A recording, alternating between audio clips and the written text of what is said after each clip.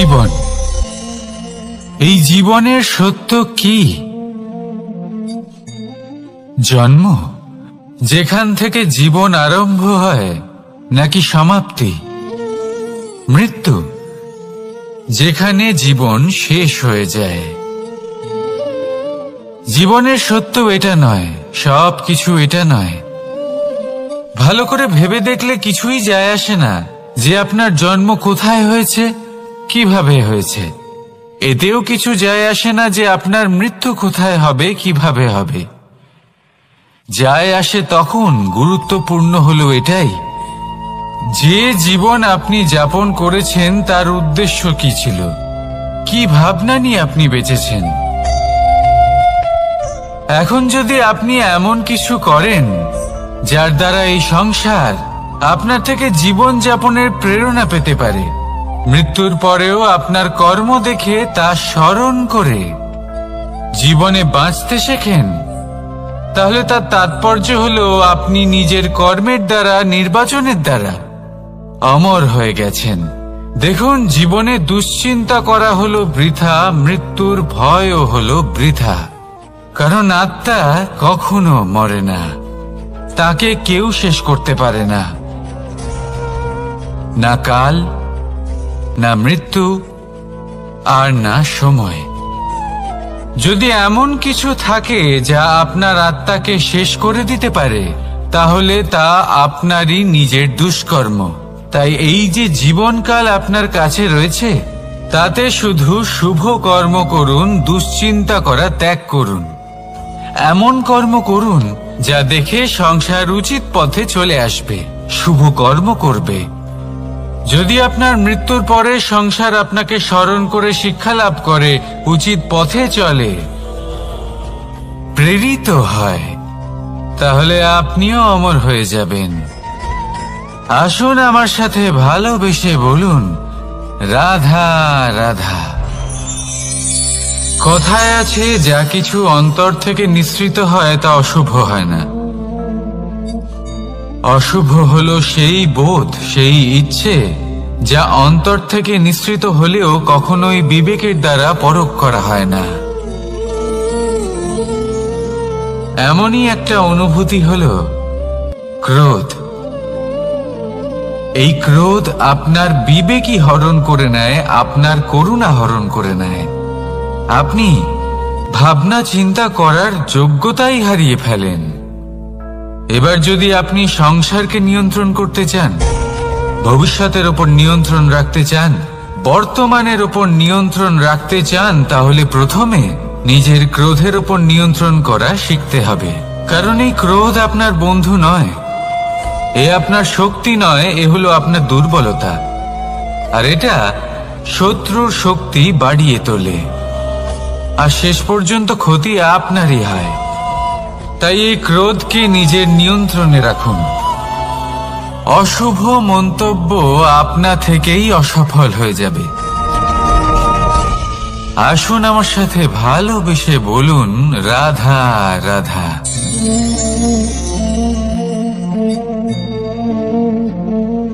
প্রশান্তি জড়িত নিদ্রা মানুষের জীবনের একটা অত্যন্ত গুরুত্বপূর্ণ সুখ এবং প্রয়োজনীয়তাও।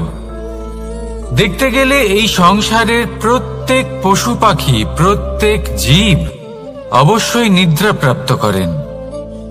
কিন্তু মানুষ,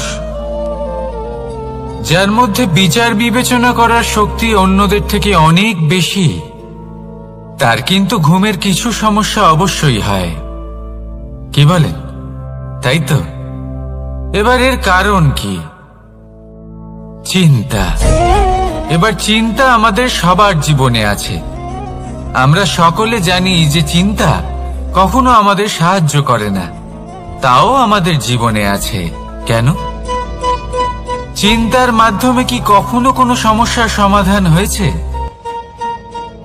অর্থের চিন্তা করলে কি অর্থ লাভ হয়?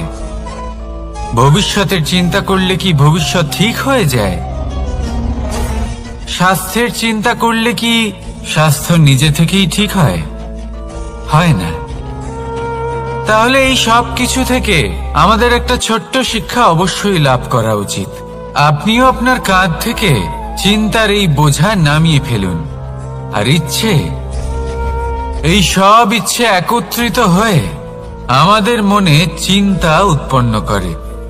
তাই এই চিন্তাগুলিকে ত্যাগ করুন। প্রকৃতির প্রেমের ওপর বিশ্বাস রাখুন। মনে রাখবেন, যিনি চিন্তা মুক্ত হবেন তিনি চিতা মুক্ত হবেন। সুখের নিদ্রা প্রাপ্ত করুন, আর নিদ্রায় যাবার আগে আমার সাথে ভালোবেসে বলুন, রাধা রাধা। মহাদেব, সেই দেবতা যিনি মহান, যাকে দেবতাদের দেবতা বলা হয়, যিনি হলেন আমার আরাধ্য। কখনো আপনার মনে এই প্রশ্ন এসেছে যে শিবকেই কেন মহাদেব বলা হয়, অন্য কোনো দেবতাকে কেন বলা হয় না? সেই কারণ মহাদেবের মধ্যে, ওনার মধ্যে এমন এক বিশেষ গুণ রয়েছে যা অন্য কারণ নেই। তা হলো নিঃস্বার্থ হয়ে মানুষের সেবা করা। যদি প্রয়োজন পড়ে, যদি সৃষ্টির পথে বিনাশের কালো মেঘ ছেয়ে থাকে, তখন নিজের প্রাণের চিন্তা না করে হলাহল পান করার জন্য প্রস্তুত থাকেন মহাদেব। আর এই অদ্বিতীয় ত্যাগের জন্যই শিবকে মহাদেব বলে ডাকা হয়। এবার যদি কোনো মানুষও নিঃস্বার্থ ভাবনার দ্বারা নিজেকে অর্পণ করে দেয় এই জগতের কল্যাণের জন্য, মানুষের সেবার জন্য, তাহলে তিনিও মহাপুরুষ, মহামানব হতে পারেন। যদি কেউ অভুক্ত থাকেন, তাহলে নিজের থালা থেকে অর্ধেক খাবার তাকে দিয়ে দিন। যদি কেউ অসুস্থ হন, তাহলে তাকে সেবা করার, চিকিৎসা করার চেষ্টা করুন। এই জীবন শুধু নিজের জন্য নয়, অন্যদের প্রতি, সমস্ত সংসারের প্রতি উৎসর্গ করুন। যদি এইসব মানুষ শিখে যান, তাহলে তিনি মহাদেবের পথে অগ্রসর হতে পারেন। যদি মানুষ নিঃস্বার্থ ভাবনার দ্বারা এই সংসারের সেবা করতে শিখে যান, তাহলে তিনি নিশ্চিত রূপে মহামানব অবশ্যই হতে পারবেন। আসুন আমার সাথে ভালোবেসে বলুন, রাধা রাধা। স্বর্ণ, হীরে, মুক্ত, মানিক, এই সব কিছুকে আগে পাথর বলা হতো। তাহলে এমন কি হলো যে এদের রত্ন বলা হয়? আর রত্ন তা বাস্তবে আসলে কি? এটা হলো সেই পাথর যাকে আগে আগুনের তাপ সহ্য করতে হয়েছে, পরখ করা হয়েছে, যাচাই করা হয়েছে, এদের কাটার চেষ্টা করা হয়েছে, কিন্তু তারা কখনোই নষ্ট হয়নি, বরং তারা আরো উদ্ভাসিত হয়েছে, আরো উজ্জ্বল হয়েছে, এই সংসারে আরো প্রকাশ ছড়িয়ে দিয়েছে। সেই জন্য এরা হলো এত অমূল্য, সেই জন্য এরা হলো বহুমূল্য, সেই জন্য এদের রত্ন বলা হয়। এবার মানুষের কাছেও এই নির্বাচনের অধিকার রয়েছে যে আমরা শুধু পাথর হয়ে থাকব নাকি রত্ন হয়ে থাকব। কিভাবে? আমাদের জীবনেও অনেক সমস্যা রয়েছে, বাধা আছে, বিপত্তি আছে।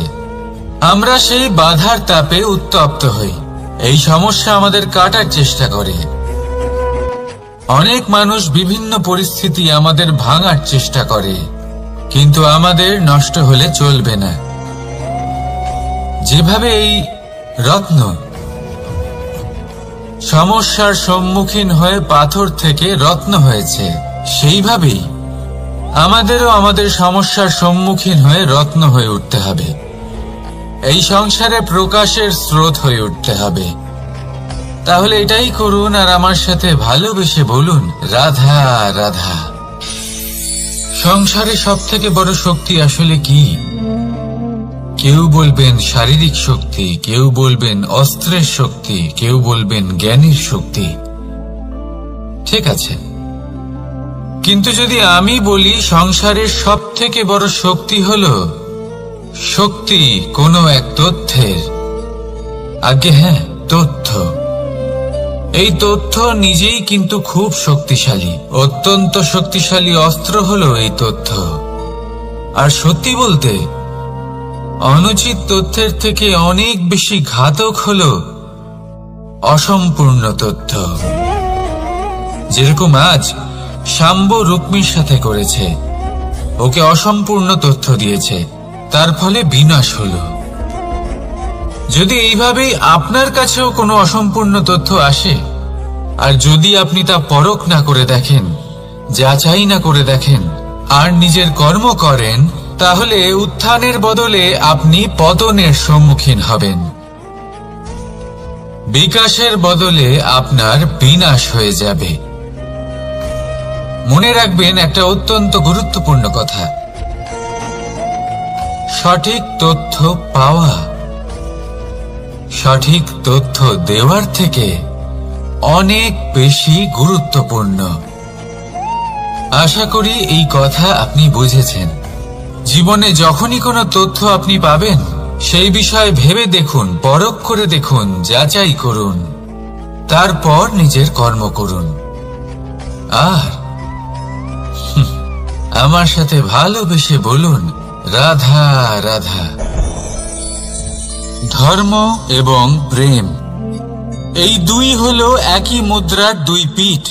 যদি এদের মধ্যে কোনোটা নষ্ট হয়ে যায়, তাহলে দ্বিতীয়টাও থাকে না। কখনো ভেবেছেন এমন কেন হয়? তার জন্য আগে আপনাকে বুঝতে হবে যে ধর্ম আসলে কি। ধর্ম সেটাই যা এই সংসারের প্রত্যেক মানুষকে একে অপরের সাথে সুখ এবং শান্তিতে থাকতে প্রেরণা যোগায়। এই প্রেরণার আধার হলো প্রেম। প্রেম সেটাই যে আপনার মধ্যে অন্য কারোর প্রতি করুণাবোধ জাগিয়ে তোলে, সম্মান জাগিয়ে তোলে। এবার যদি প্রেম চলে যায়, তাহলে সবার আগে বিনাশ হবে সম্মান আর করুণাবোধের। এবার যেখানে না প্রেম রয়েছে, না সম্মান রয়েছে, না করুণা রয়েছে, সেখানে ধর্ম কিভাবে বাস করবে? অশুভ ইচ্ছে জাগ্রত হয়ে ওঠে, ক্রোধ জাগ্রত হয়ে ওঠে, অহংকার জাগ্রত হয়ে ওঠে, আর তারপর আরম্ভ হয় অধর্মের। তাই যা যা ভাবনা আপনার অন্তরে প্রবেশ করছে, করতে দিন, কিন্তু যাই হোক না কেন, এই প্রেমকে নিজের থেকে দূরে যেতে দেবেন না। এই প্রেমকে চিরকাল নিজের কাছে রাখুন, নিজের হৃদয়। আর এই প্রেম ভাব নিয়ে বলুন, রাধা রাধা। মানুষের জীবনে উন্নতি লাভ করার জন্য তিনটি স্তম্ভের প্রয়োজন হয়। প্রথম স্তম্ভ শিক্ষা। এই শিক্ষা আমাদের জ্ঞান প্রদান করে। দ্বিতীয় স্তম্ভ ব্যবসা, যার দ্বারা আমরা ধন উপার্জন করি। তৃতীয় স্তম্ভ হলো আমাদের ঈশ্বর, আমাদের ইষ্ট। এনার সাথে যদি আমরা জুড়ে থাকতে পারি, তাহলে এমন একটা মানসিক বল আপনি লাভ করবেন যেটা এই সংসারে আর কোথাও পাওয়া সম্ভব নয়। কিন্তু মানুষ অনেক সময় জীবনে এই তিনটি স্তম্ভ লাভ করা সত্ত্বেও সামনে অগ্রসর হতে পারেন না। তখনও জীবনে কঠিন পরিস্থিতি আসতেই থাকে। এমনটা ঠিক কেন হয়? কারণ সে জীবনে এই তিনটি স্তম্ভ লাভ করে নেয়, জীবনে প্রয়োগও করে, কিন্তু তার ভিতের কথা সে ভুলেই যায়। যেমন প্রথম স্তম্ভ অর্থাৎ শিক্ষা। এই শিক্ষার আধার হলো শুভ চেতনা।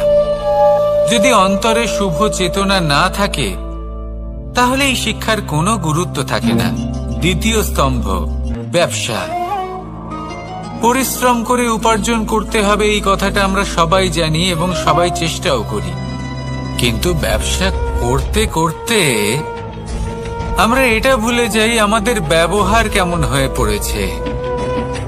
এই ব্যবহার যদি শুভ হয়, তাহলে আমাদের উপার্জন আস্তে আস্তে একটা স্থির জায়গায় এসে পৌঁছবে। এবং তৃতীয় স্তম্ভ আমাদের ভগবান। যদি ওনার শরণে আপনি যেতে চান, তাহলে তার পূর্বে নিজের মা বাবাকে সেবা করুন, তাদের যত্ন করুন, তাদেরকে ভালোবাসুন, কারণ ওনারাই হলেন এই সংসারে আপনার সবথেকে বড় ইষ্ট। তাহলে 3 স্তম্ভের সাথে সাথে তাদের আধারকেও নিজের জীবনে প্রাধান্য দিন। কোনো সমস্যা আসবে না, জীবনে একের পর এক উন্নতি করবেন এবং এই মন প্রসন্ন হয়ে বলবে, রাধা রাধা। সুখ, দুঃখ এবং শক্তি, এই 3 হলো এই সংসারের ত্রিদেবের মতো। আমাদের জীবনে যা কিছু ঘটছে এই 3টির ভিত্তির উপরেই হচ্ছে। আসলে এই সংসারের একটা নিয়ম আছে, যখনই আপনি কিছু লাভ করেন এই সংসার আপনার পরীক্ষা নেয়। এটা জানার জন্য আপনার পরীক্ষা নেয় যে আপনি যা কিছুই লাভ করেছেন আপনি কি আদৌ সেটার যোগ্য কিনা। ঠিক সেইভাবেই এই সুখ, দুঃখ এবং শক্তি আপনার পরীক্ষা নিয়ে থাকে। যখন সুখ আসে তখন সে আপনার পরীক্ষা নেয় যে আপনার মধ্যে অহংবোধ জাগ্রত হয়নি তো। যদি অহংবোধ চলে আসে তাহলে সুখ সেখানেই সঙ্গ ত্যাগ করে। দুঃখ আপনার ধৈর্যের পরীক্ষা নিতে থাকে, আর যদি আপনার মধ্যে ধৈর্য না থাকে তাহলে এটা আপনাকে আরো বেশি দুঃখের গভীর অন্ধকারে ঠেলে দেবে। সেখানে শক্তি পরীক্ষা নেয় আপনার বিনম্রতার। যদি আপনি বিনম্র না হন তাহলে হয় এই শক্তি আপনার সঙ্গ ত্যাগ করবে, নয় এই শক্তি বিনম্রতার অভাবে আপনার পতনের কারণ হতে পারে। এই সংসারে যে কোনো ব্যক্তি যিনি এই পরীক্ষায় উত্তীর্ণ হয়ে থাকেন এই জীবনে তিনি সাফল্য লাভ করেন। আসুন আমার সাথে ভালোবেসে বলুন, রাধা রাধা।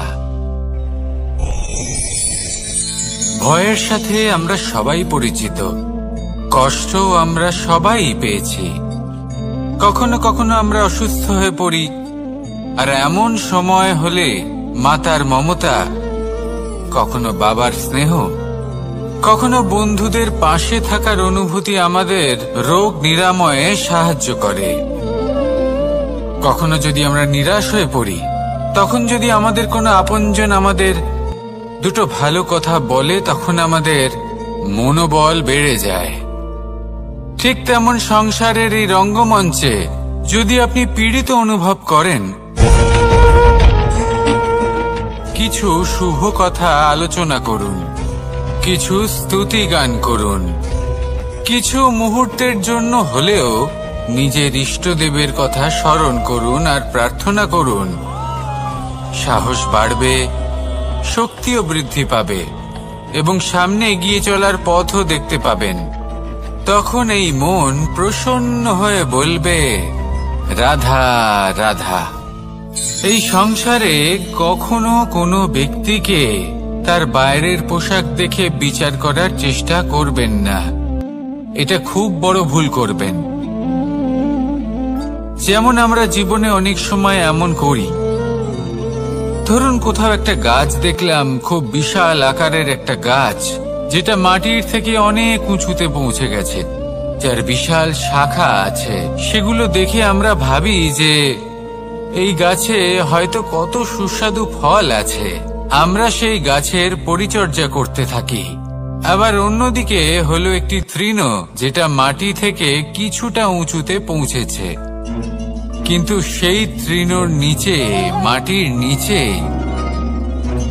অত্যন্ত সুস্বাদু ফল বা সবজি জন্ম নেয়, যা আমাদের স্বাস্থ্যের পক্ষে অত্যন্ত উপকারী। সেই জন্য কখনো আবরণ দেখে কাউকে বিচার করতে চেষ্টা করবেন না। তার বদলে এটা বোঝার চেষ্টা করুন যে আপনার সামনে যে ব্যক্তি আছে বা বস্তু আছে তার বিশেষত্ব কি। যদি এই বিশেষত্ব বোঝার ক্ষমতা আপনি অর্জন করেন, যদি এই শিল্প আপনি নিজের ভেতরে জাগ্রত করেন, তাহলে এই সংসারে বিশেষত্ব কি সেটা আপনি জানতে পারবেন। আর এই সমস্ত খেলা দৃষ্টি থেকে নয়, দৃষ্টিভঙ্গি থেকে জন্ম নেয়। দৃষ্টিভঙ্গি সবসময় শুভ রাখুন আর আমার সাথে ভালোবেসে বলুন রাধা রাধা। যখন আমরা কোনো বনে প্রবেশ করি তখন এই সবুজ ঘাস দেখে, এই কোমল ঘাস দেখে আমাদের মন প্রফুল্ল হয়ে ওঠে। ভিন্ন ভিন্ন প্রজাতির ফুল, ভিন্ন ভিন্ন রঙের ফুল দেখে এই মন আনন্দে ভরে ওঠে। এখানে শিশুরা আনন্দ লাভ করে, বড়রা ভোজন গ্রহণ করেন, কথাবার্তা বলেন, হাঁটাহাঁটি করে বেড়ান। এবার ভেবে দেখুন, যখন এই উপবনের নির্মাণ হয়েছিল সেই সময় যদি এই মাটিকে সঠিকভাবে খনন না করা হতো, যদি তাতে সঠিকভাবে বীজ রোপণ না করা হতো, যদি কোনো সংঘর্ষ না হতো, পরিশ্রম না করা হতো, যদি চলতে চলতে পায়ে কাঁটা না বিঁধে যেত, তাহলে এই সুন্দর বন দেখে আমরা কি এই আনন্দ লাভ করতে পারতাম? কখনোই নয়। ধরুন কোনো নদীর তটে সুন্দর একটি বন আছে, সেই বনের আনন্দ লাভ করতে গেলে আপনাকে সেই নদী পার করতেই হবে। যদি সুখের নদীর কাছে পৌঁছতে চান তাহলে তটে যে কাঁটা রয়েছে সেগুলোর সাথে সংঘর্ষ করতেই হবে। এই সংসারে যদি আপনি সুখ লাভ করতে চান তাহলে সুখ লাভের এই যাত্রা শুরু করতে হবে সংঘর্ষ দ্বারা। তাহলে সংঘর্ষকে স্বাগত জানান, এর পেছনেই সুখ রয়েছে যা আপনার জন্য অপেক্ষা করছে। এবার হাসুন আর আমার সাথে ভালোবেসে বলুন রাধা রাধা। সংসারে আমাদের জীবনের সবথেকে বড় দোষ কি আপনি জানেন? কেউ বলবেন লোভ, কেউ বলবেন লালসা, কেউ বলবেন অসত্য। দেখুন, দুঃখের মূল কারণ হলো পরিশ্রম না করা। কিছু মানুষ ভাবেন যে আমি জীবনে কোনো পরিশ্রম করব না, অথচ আমি সবকিছু প্রাপ্ত করতে চাই। আর এমন এক কারণের জন্যই দূতের মতো খেলা আমাদের জীবনে প্রবেশ করার সুযোগ পায়।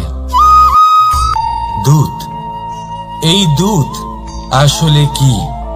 দূত অর্থাৎ কোনো পরিশ্রম ছাড়াই অন্য কেউ পরিশ্রম করে যা অর্জন করেছেন, যে সুখ সুবিধা অর্জন করেছেন, তা নিজের জন্য শুধুমাত্র একটা খেলার মাধ্যমে নিজের করে নেবার ইচ্ছে। আর এই ইচ্ছে অত্যন্ত বিনাশকারী হতে পারে। এই ইচ্ছে যদি আপনার বিবেক, আপনার মন, আপনার চেতনা, আপনার ভাবনা প্রবাহিত করে ফেলে, তারপরে আপনি চেষ্টা করতে শুরু করে দেবেন, আর সেইখান থেকেই আপনার পতন শুরু হবে। এই চেষ্টা করবেন যে অন্য কারোর জীবনের সমস্ত ধন, তার সমস্ত জীবন সম্পূর্ণভাবে নিজের করে নেওয়ার। কারণ প্রথমে আশা জাগ্রত হয়, আর এই আশা হতাশায় পরিণত হতে সময় লাগে। এই হতাশা কুণ্ঠায় পরিণত হতে সময় লাগে না, কুণ্ঠা লোভে পরিণত হতে সময় লাগে না, আর এই লোভ প্রতিশোধ স্পৃহাতে পরিণত হতে সময় লাগে না। আর যখন এই সব কিছু হয়, আপনি দুষ্ট হয়ে যান। আর সবাই জানেন যে প্রত্যেক দুষ্ট ব্যক্তির পতন হলো অবশ্যম্ভাবী। তাই নিজেকে দূতের থেকে দূরে রাখুন আর পরিশ্রমকে নিজের কাছে টেনে নিন। জীবনে আপনার যা যা স্বপ্ন রয়েছে, যা আপনি করতে চান, শুধুই পরিশ্রম দ্বারা অর্জন করুন। তাহলে তাই করুন আর আমার সাথে ভালোবেসে বলুন রাধা রাধা। জীবনে কিছু শেখা অত্যন্ত গুরুত্বপূর্ণ। এবার কি কি শিখতে হবে সেই সব শেখানোর জন্য অনেক শিক্ষক রয়েছেন, কিন্তু কি শিখবেন না আর কি করবেন না, এটা আমাদের নিজের অভিজ্ঞতা দিয়ে শিখতে হয়। কিন্তু তার মানে এটা নয় যে যদি আপনাকে শিখতে হয় যে আগুনের তাপ কতটা, আপনাকে আগুনের মধ্যে হাত দিতে হবে। না, অন্য কারোর অভিজ্ঞতা দ্বারাও শিখতে পারেন। প্রশ্ন শুধুমাত্র একটাই যে আপনি কি শিখতে চান নাকি চান না। যদি আপনি এটাই ভাবেন যে আমি শুধুই নিজের অভিজ্ঞতা দ্বারাই শিখতে চাই, তাহলে জীবনকাল ছোট মনে হবে, অনেক কিছুই শিখতে পারবেন না। তাই নিজের সাথে সাথে বড়দের অভিজ্ঞতার দ্বারাও শেখা শুরু করে দিন। এই সংসারের অভিজ্ঞতা দ্বারা শিখতে শুরু করে দিন। আর এটা নিশ্চিত রূপে শেখা আবশ্যক যে কখন কি করবেন না, কোথায় থামতে হবে আর কোথায় থামবেন না। তাহলে আসুন আর আমার সাথে ভালোবেসে বলুন, রাধা রাধা। ভোজন। এবার ভোজন সংগ্রহ করার জন্য মানুষ কি না করেন, সব সময় চেষ্টা করতে থাকেন। ফসল উৎপাদনের জন্য অনেক পরিশ্রম করতে থাকেন, কিন্তু অনেক সময় অনেক পরিশ্রম করার পরেও ফসল ভালো উৎপাদন হয় না। এর কারণ কি? কারণ হলো এটাই যে আপনি পরিশ্রম হয়তো অনেক করেছেন, কিন্তু আপনার নজর তো সেই বীজের দিকে ছিলই না যা আপনি রোপণ করেছেন। সেই জন্য সব সময় কোনো বীজ রোপণ করার আগে তাকে পরখ করে দেখুন, তা অত্যন্ত আবশ্যক। আর সেইভাবেই যখনই কোনো কর্মের প্রশ্ন আসে, তাহলে সেখানে শুধুমাত্র পরিশ্রম যথেষ্ট নয়।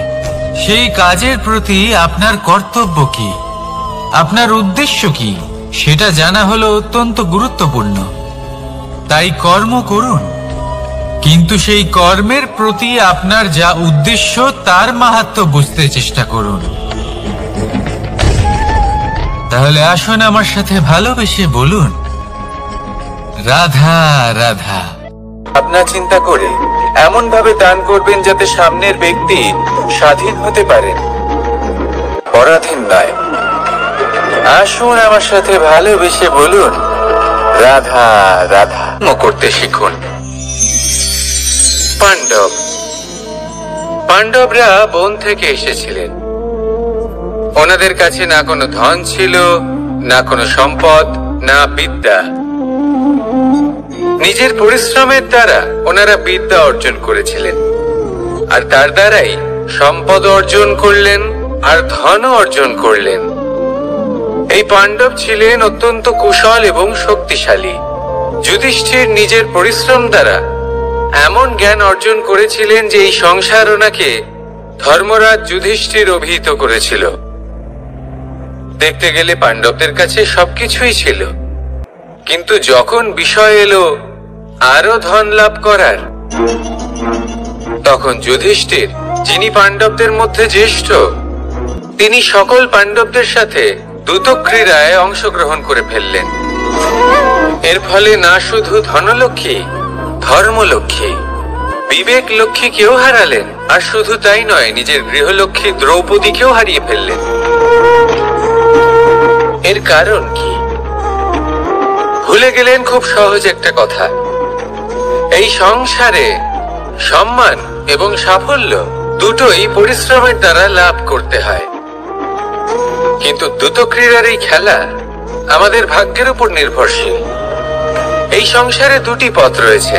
একটা পথ যেখানে কর্ম এবং পরিশ্রমের দ্বারা আপনি নিজের পথ নিজেই রচনা করতে পারবেন, আর দ্বিতীয় পথ হলো যেখানে এই ভাগ্য এক মুহূর্তে আপনাকে শিখরেও পৌঁছে দিতে পারে, আবার ধূলিসাৎ করে দিতে পারে। আপনি কোন পথ বাছবেন সেই চয়ন আপনারই।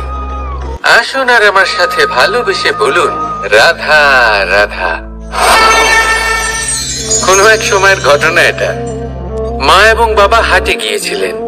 তখন আমি আর দাদা গিয়েছিলাম গরু চড়াতে। আমরা বাড়ি ফিরে এলাম, আর মা সেই সময় একটা কাজ করতেন।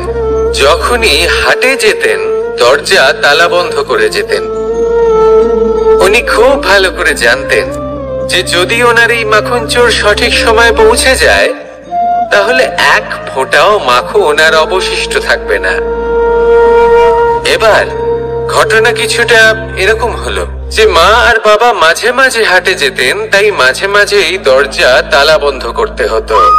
যখন মা আর বাবা ফিরে এলেন, তখন বাবা ভুলে গিয়েছিলেন যে এই চাবির গোছা থেকে ঠিক কোন চাবিটা দরজার তালা খোলার জন্য উপযোগী। উনি চেষ্টা করতে শুরু করে দিলেন।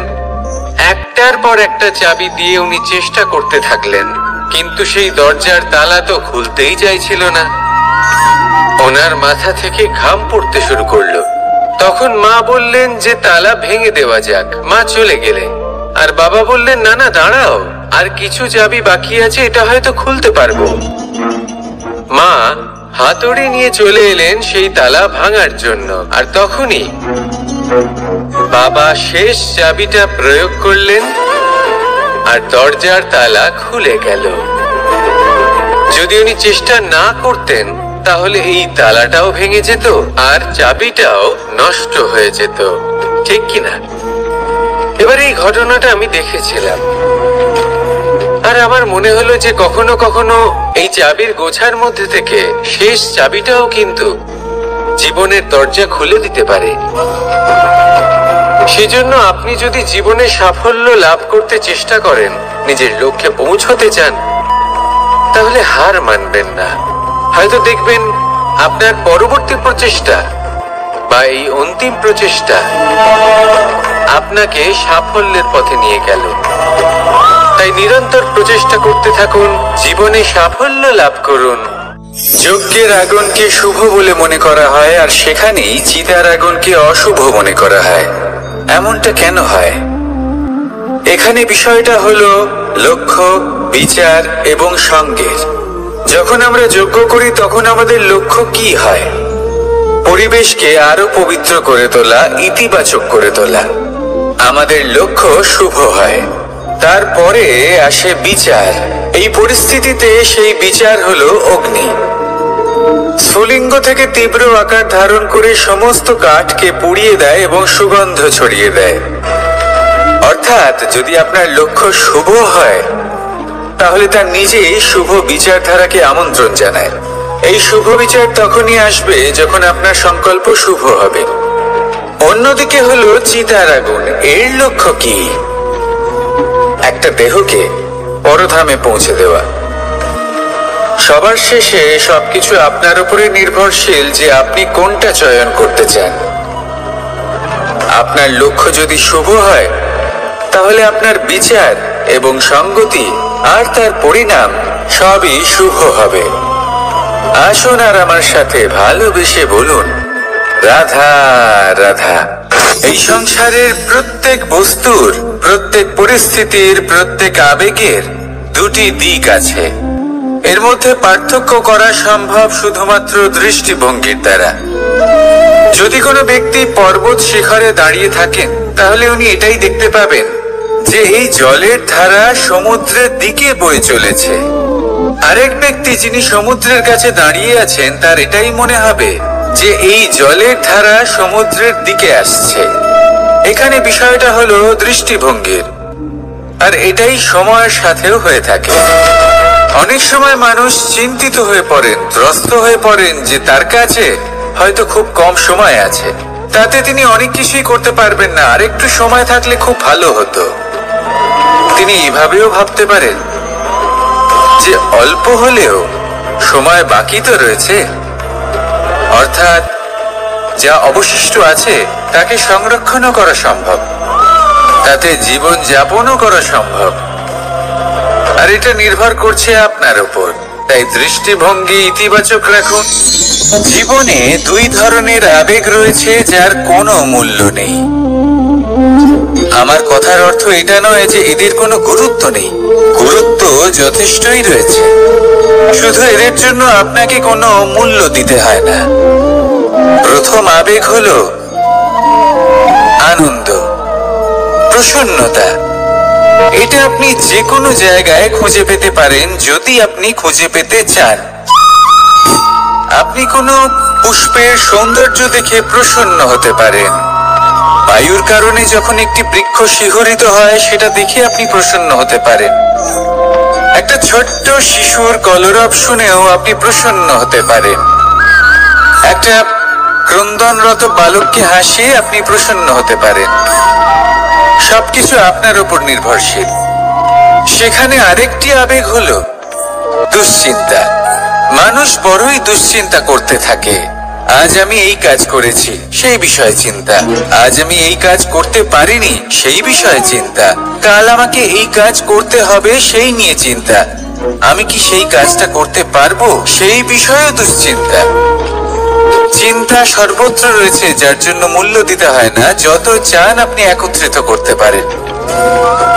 একটা গুরুত্বপূর্ণ কথা মনে রাখবেন, প্রসন্নতা জীবনের একটা নতুন সূত্রপাত। সেখানে দুশ্চিন্তা হলো জীবনের চিতার সময়। এবার এই দুটি আবেগ হলো মূল্যহীন, দুটোই আপনার সামনে আছে। কোনটা চয়ন করবেন আপনি, দুশ্চিন্তা নাকি প্রসন্নতা? সিদ্ধান্ত আপনারই। আসুন আর আমার সাথে ভালোবেসে বলুন, রাধা রাধা। ধন, সম্পত্তি, এগুলো আসলে কি? এগুলো শুধু সেই মূল্য যার দ্বারা আমরা কোনো কিছু অর্জন করতে পারি। এবার এই ধনের দ্বারা এই সংসারে অনেক কিছু লাভ করা সম্ভব, কিন্তু সেই সব কিছুই শুধুমাত্র ভৌতিক বস্তুই হবে।